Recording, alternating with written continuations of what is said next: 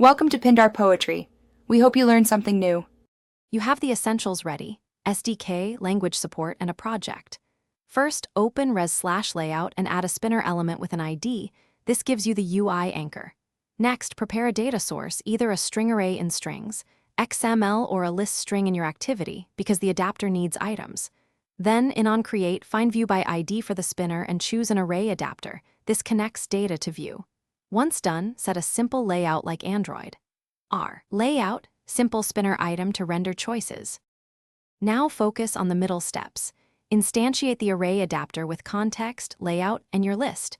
For advanced UIs, create a custom adapter that inflates row layouts and binds views. Make sure to call set drop-down view resource so the drop-down uses the right layout. Once the adapter is attached with spinner, set adapter, implement on item selected listener to react when the user picks an item, update state, show toast, or filter content. Also manage initial selection by calling spinner. Set selection when needed. Finish by handling lifecycle and polish.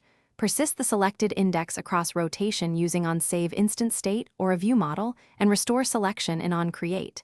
If your dataset changes at runtime, update the list and call adapter.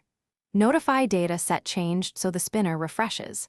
For accessibility, set content description and ensure keyboard navigation works. Troubleshooting tip: if the spinner appears blank or has no items, double-check that your adapter has data, that you set the correct spinner ID, and that you use the proper layout resource. Thanks for watching. Consider subscribing if we helped you.